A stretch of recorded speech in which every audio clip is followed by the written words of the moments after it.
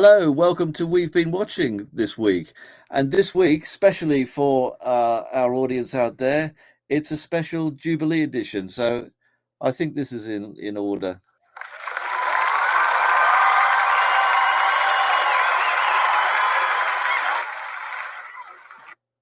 At the time of recording, we're about halfway into the Jubilee festivities. And I think most people are either sozzled or hungover. I'm somewhere in the middle of that. But sadly, we don't have Claire Woodward with us this week. She's doing a deep dive into the Jubilee TV coverage. And if you're a fan of the podcast, you'll realize that that's a complete lie. Um, anyway, she's had a high calling. I'm sure she'll report back on what she thinks about the Jubilee in good time. Instead, we have London journalist Nick Dalton joining us, a music and travel writer and general polymath. That's the least rude word I could come up with, Nick. I think it's a very, very nice word. I would if I knew what it meant. Yeah, I think more cheers and joyous celebrations are called for. Really. Yeah, absolutely. I mean, I think if this were BBC coverage, I'd have to ask you what the Queen means to you, because that's what they've been asking everybody every 10 minutes just about.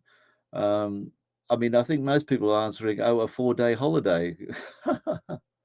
That certainly worked for a lot of people, isn't it? There's hardly seems to be anyone around in the street or on the tube, unless you're in the Mall, I suppose, which is quite has been quite busy.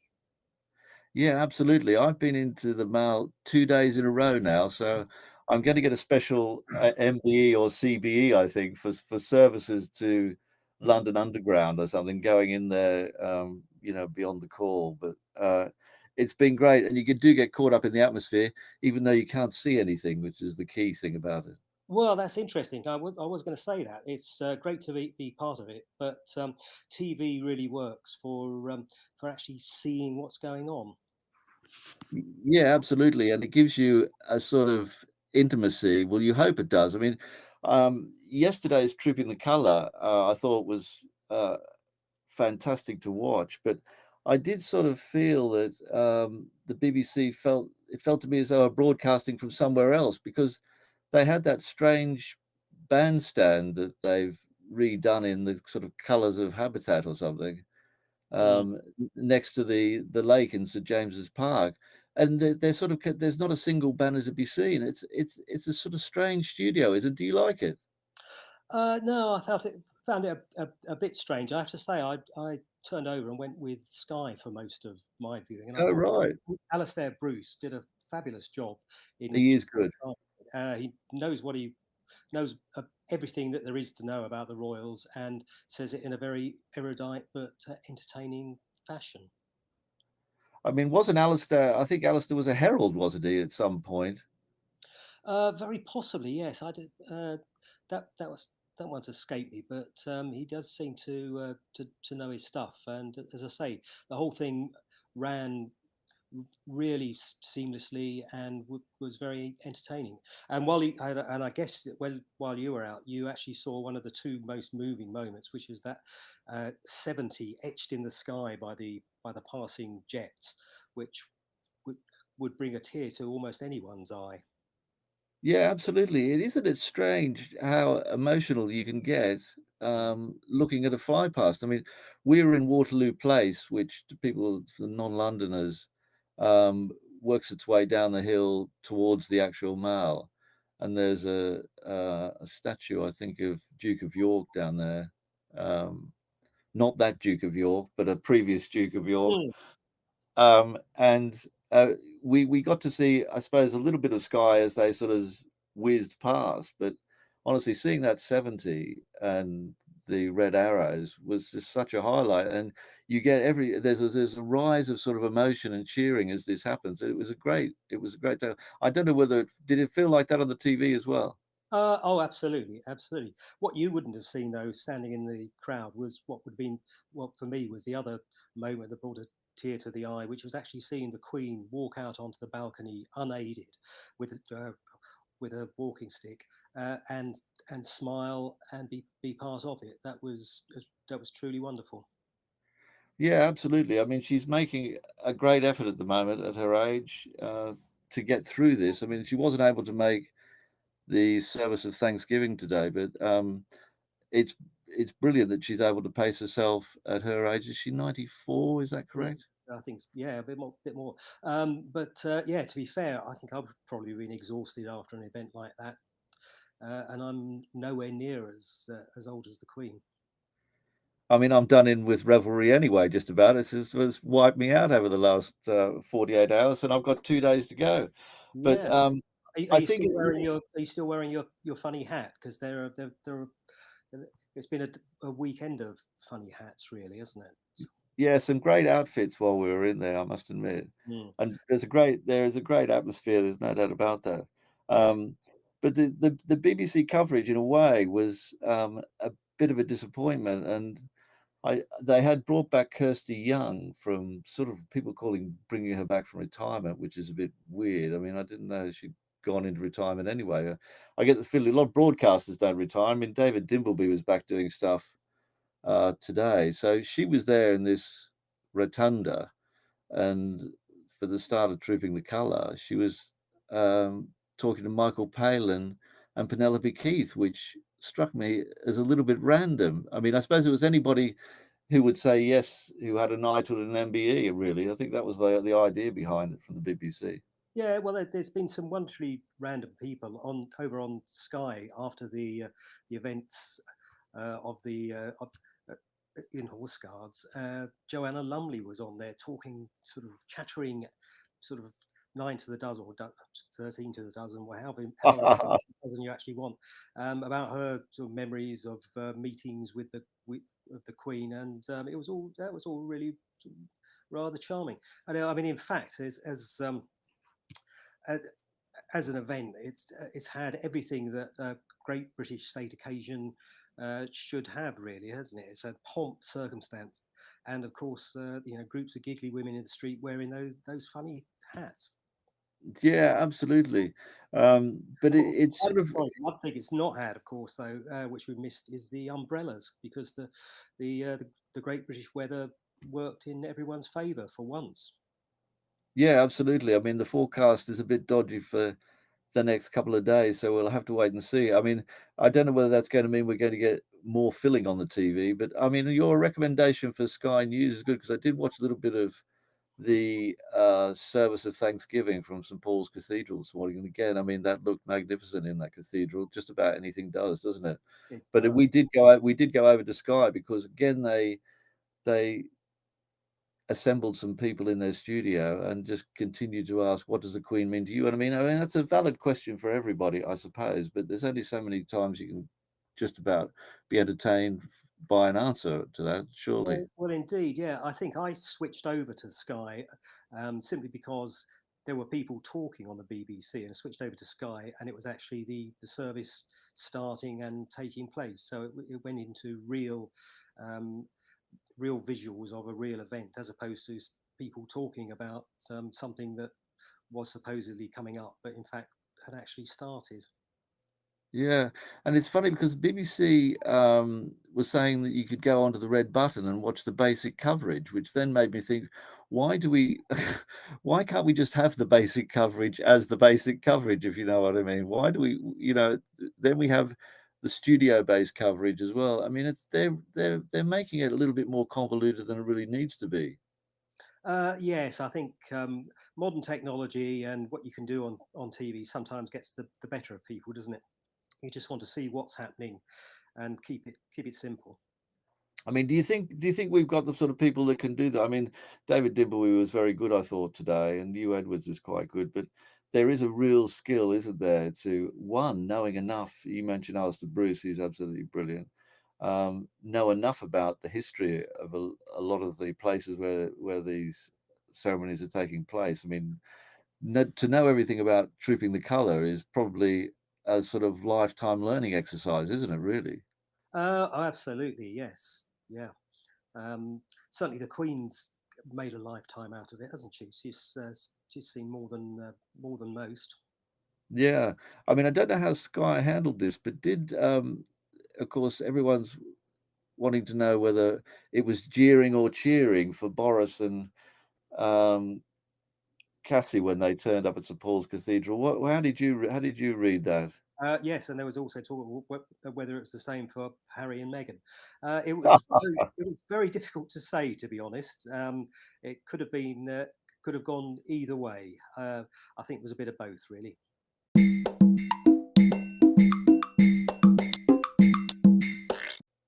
Yeah, it's funny, isn't it? The whole Harry and Meghan thing. We haven't had this story that was feared. I mean, certainly beaten up by the media because it is a great story as to whether Harry and Meghan have overshadowed it. At this point, you'd probably say that they haven't, I don't think. No, they kept they kept quiet, and they shuffled off to the cheap seats, didn't they? Weren't part of the main party. I was wondering whether they got invited to the drinks afterwards, because there must have been drinks somewhere, mustn't they? I think there weren't. I don't know whether they didn't turn. There was a reception. I think Prince Charles had a reception in the Guildhall immediately afterwards, and I don't think they were there. Now, and of course, the speculation will continue as to whether they were invited and didn't go, or I mean, they looked quite happy, and he was very chatty, wasn't he? I thought Harry, Mm. as he did in the lineup of various archbishops and religious leaders, wasn't he? He was very Yeah, involved. he seemed to be. We seem to. I hesitate to say know his place, but he didn't. He wasn't pushy to get himself noticed in any way, was he? And in the same as Meghan, she was sort of dutifully by his side, and they just did what was required of them. I mean, it's interesting, isn't it? This story is brilliant in the sort of machinations of it. I mean, does this mean, I wonder, that he's trying, or they're both trying to clear a path uh, back to coming into doing any sort of royal service? I mean, of course, they've got the really important work they're doing for Netflix, which they mustn't ignore. Well, yes, indeed, it's difficult to juggle that sort of lifestyle, really, isn't it? Whether you actually want to leave your hacienda style house in Beverly Hills or wherever it is, and actually come over here to the cold and the wet. I don't know really. You might fancy sort of being invited to Christmas lunch or something, but who knows? I mean, it is interesting, isn't it? Because I suppose ideally they'd like to do both, wouldn't they? And it's probable that they could probably do that. And under, let's say, I shouldn't even say King Charles, it may be that he'd be quite happy for that to happen because they're popular. They're all right. There was some either jeering or cheering when they turned up, but they are still quite popular, aren't they? Well, I think so. I suspect a lot of it comes down to what Meghan wants to do. It seems to A have. shocking thought, Nick. Shocking, shocking. Let's have a little bit of clapping for that. That's very good.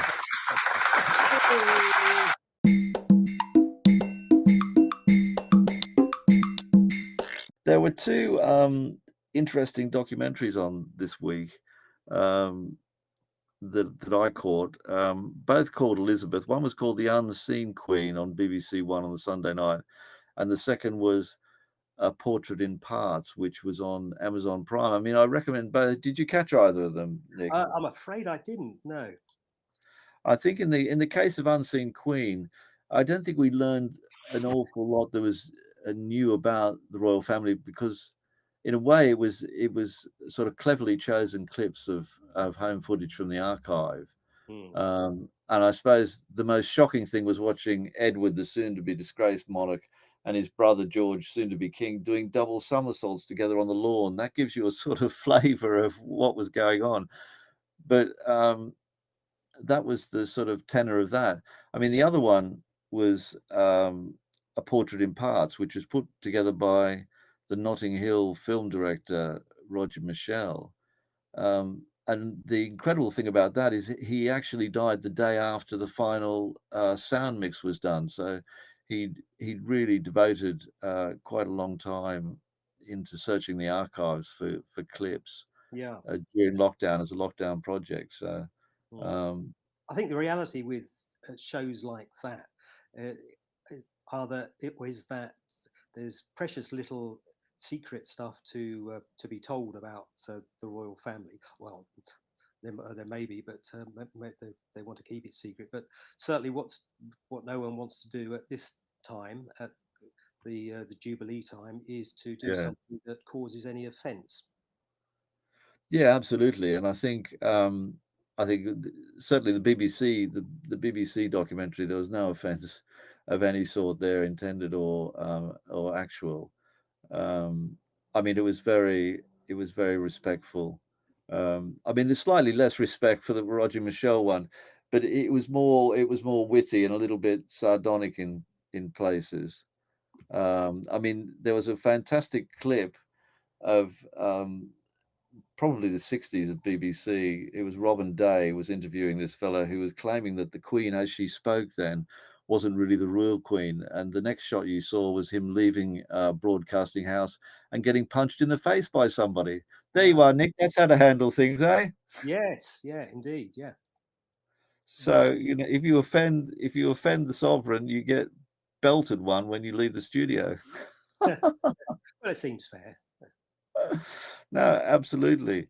Um, but I mean, the most animated the Queen was during the Amazon Prime documentary was when we had lots of shots of her at the races, which we all know she loves. I mean, she was darting around. It looked like the royal box at Ascot because her horse had won. And then this equerry came up and said, "Yes, Mum, you've won £16," and she was completely delighted. I mean, we'd all be delighted with 16 quid, wouldn't we? Well, we would, yes, yeah, and presumably she had to have someone to carry it for her, did she? I don't know whether she put it in her straight into her handbag. Yeah, Yes, good point, because she doesn't handle cash, does she? Or I don't know, maybe in that instance she did take. would she go up and hand her chit in and say, "I think I've won"? Oh, no, that would have been lovely, wouldn't it? The Queen Mother was there, and she wasn't at all. I don't know whether was she a fan of horse racing? I think she was. I think she was, yes, yeah, yeah. I mean, what is the thing about horse racing with the royals? Is it just is it literally the whole back to the phrase "sport of kings"? Well, yeah, and it gets you out into the public arena, but without actually sort of heading out onto the streets, doesn't it? So you're seen to be out and amongst people, but without taking it too far. And of course, if you can afford your own horses, then it's a lot more fun if you aren't not only winning. Um, not winning the money, but you are actually have running the horse yourself. So if yeah, And so she's had quite a bit of success, hasn't she, really, as far as I'm aware. oh, I So believe she so. Over the years, yeah. yeah. I mean, it was quite funny in the Roger Michelle documentary, there was a whole section of basically her riding many horses at various ages, and you could tell that she had a real affinity for the sport and for horses and absolutely loved it. Yes, well, she clearly has done down the years, and I think she's unable to get to the races this week, is she? Simply because she's been exhausted by the festivities in Horse Guards, which is a shame. But Yeah. we'll be watching that on the television. I mean, I was amused watching, I think, the three royals riding a horse down to horse guards, and I was thinking, do you have to be, if you are a royal, a senior royal, do you have to be someone who can ride a horse? Because it looks that way, and I wondered, you know, looking at Charles riding that, and I was thinking, you know, Charles in his sort of, is he in his 70s? He's certainly up there, isn't he? And I Oh mean, yeah, sitting on a horse for an hour and a half. I mean, that's not going to be the most comfortable thing in the world, is it, Nick? no, I think it's in the job description though, isn't it? So you have to go with that. So I'd recommend both of those documentaries, particularly sort of 4 or 5 stars, definitely for the Roger Michelle one, and maybe 3.5 stars. That sounds really ungenerous for the Unseen Queen, but it is what it is. You know, home movie footage.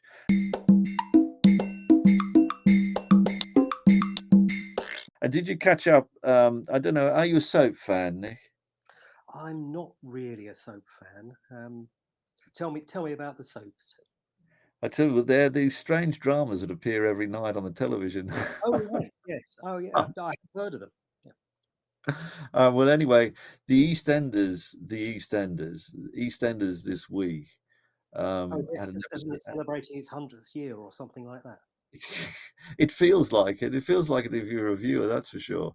I mean, I'm not a regular viewer of it. I must admit, I only did watch this because Charles and Camilla appeared on it, and I thought it was quite inspired. Really, I mean, I really felt this was going to be an absolute disaster, but they looked pretty much at home standing outside the Queen Vic, while Danny Dyer, who's the publican there, Mick Mm. Carter, was basically introducing them to everybody. Now, there wasn't when I first heard this story that they were going to appear, wondered whether there was going to be a script, but it's probably impertinent to give a script to a member of the royal family. Do you think?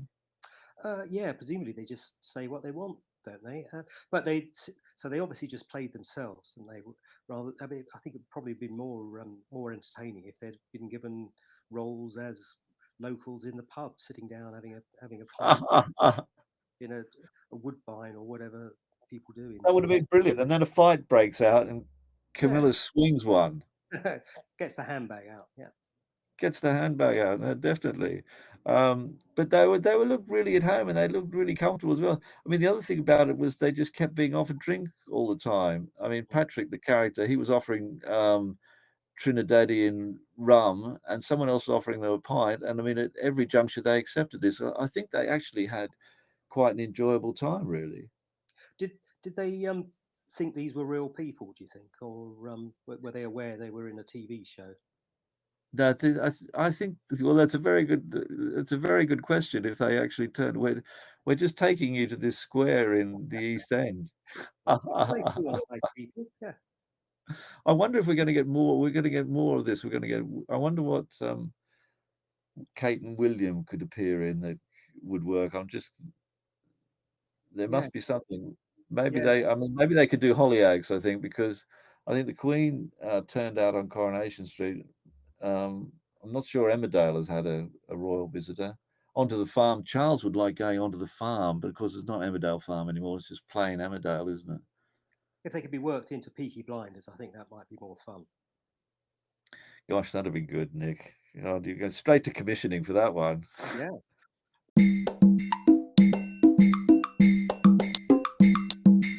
Um, I mean, the letdown for me, the non-Jubilee letdown for me this week was another anniversary for Midsummer Murders. It's 25 years of Midsummer Murders. Where's the time gone, Nick? It just flies by, doesn't it? You know, you watch one, and then before you know it, you've missed hundreds of them. Are you a fan of Midsummer? It's not something I watch regularly. I have seen the odd one. I mean, this 25th anniversary episode was incredibly ropey, I must admit. And it on paper should have been much better because it was set in a scarecrow festival at a village, and we've all had that experience, haven't we? Of turning up at a village and there are scarecrows everywhere and going, "Oh my God, it's completely spooky." But um, That's what the it, countryside's like. it, yes, what are they all doing there? Mm. Why aren't they all in cities where they belong? Um, and it was, I would say, a below 3 stars for it. So very disappointing. Not much of a cast, and didn't really work. So there's that. There's the sort of down note of the week, I'm afraid. So cancel your recording of that one. Oh yeah, Um, I'll delete. Yeah.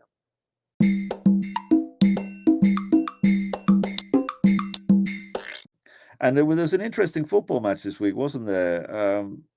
Scotland v Ukraine, and when I saw that build, I thought, is this going to be like Eurovision, where we give them a free pass? But actually, it wasn't. It was probably keenly fought, was it? Well, it was, yes. I mean, who do you cheer for?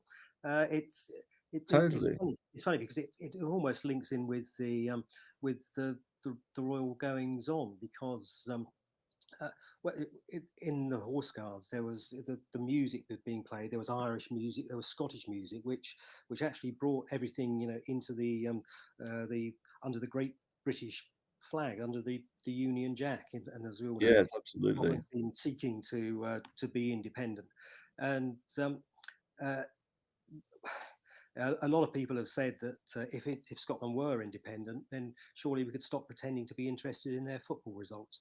But this one was one that you couldn't not be interested in under any circumstances. Scotland versus Ukraine for a, the, not quite a place in the World Cup because there's one more match to go, but something that it might not have been at the Eurovision Song Contest, but almost as important perhaps. And is it true that I know they've got Wales next, haven't they? Ukraine. They have. They have. I mean, but the World Cup this year will be much bigger than it has previously been. Is there an extra round to get through? Is that correct? Oh, I lose track of just what there is, but I think they are getting more people in. It's more in the world of inclusivity. I think the smaller teams are being invited to Oh, be I see. part. Right. Yeah. So So Ukraine, I mean, how far do you think they'll actually go? And I mean, they will get a lot of support, won't they? That's for sure. they will if they get past Wales, and I'm not quite sure that they will because Wales are a very good team. But if they do get through, then I suspect that they'll get through the first round. But any further than that, probably not. But it would be heartwarming, given the circumstances, and who could wish them to lose. Yeah, absolutely. And I was driving a car up the A1 at the time of the Champions League final, but I didn't. I On the radio it sounded completely drama charged, but how did TV handle it? Because it was a late starter and there was drama going on outside the ground, wasn't there? Well, there was, yeah. So the drama was uh, picked up on TV, or rather, the lack of anything happening largely was picked up on TV. Because at the time, there was much more studio chat, but in the aftermath, um, it it was TV at its finest, really. Having a look at Oh, what good. goes on in some of these places that in previous eras would have just been lost. You wouldn't have been able to see from the sky just what the French security forces, French police were up to, and how the men, not only men, but women and young children of Liverpool supporters were treated abominably by the French. Had seemed to have done nothing. I mean, I know the French are trying to lay all the blame onto the fans for somehow supposedly having got fake tickets, but there was no the fact that they weren't opening the gates to let people in and then were pepper spraying them was appalling. But soon Yeah, after absolutely. the match, that was all picked up by the news channels and shown at length, and it's absolutely horrible.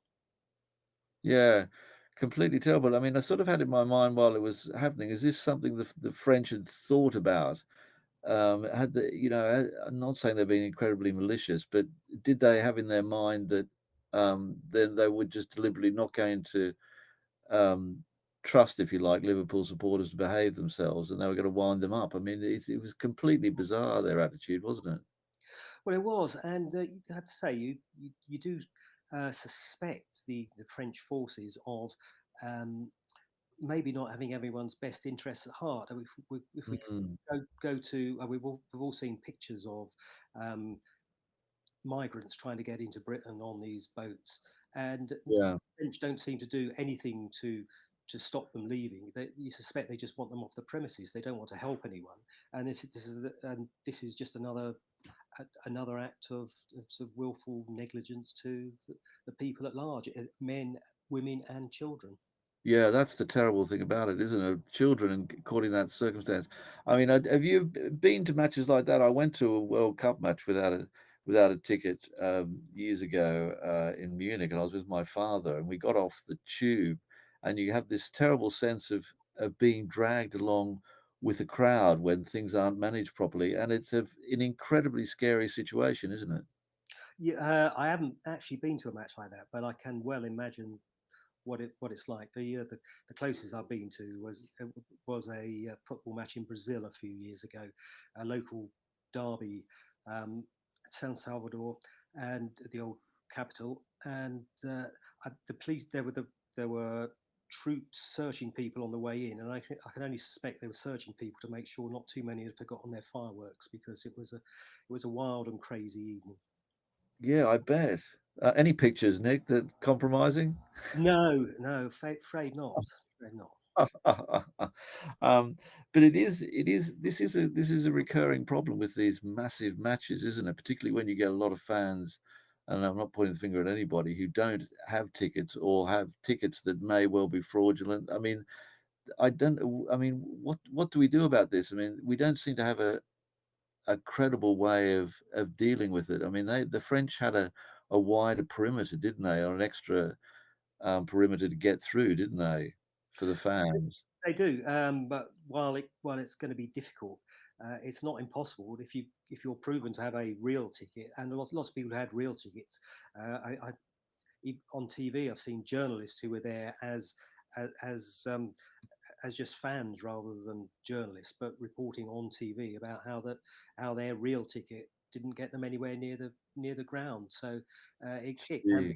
but you have to actually decide that you want to make it easy for the fans, rather than treating the fans as if there's some kind of animals who don't deserve, the goodness of your heart. Yeah, absolutely. But then aren't you reassured because UEFA are going to investigate themselves again, which is always good. Yes, yeah, it'd be interesting to see how far this goes, won't it?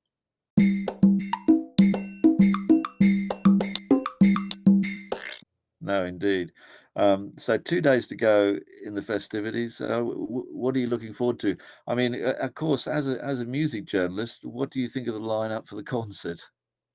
It's interesting. I mean, it's not necessarily the best of British music in there, is it? I think Diana Ross is there, which it does rather sound like the lineup was put together by someone in the sort of easy listening department. Of, Someone who listens to Smooth FM or something. yes, yeah, it's like sort of Radio Two in the old days, really, isn't it? A lot of it, but I'm sure there'll be a great deal of fun had.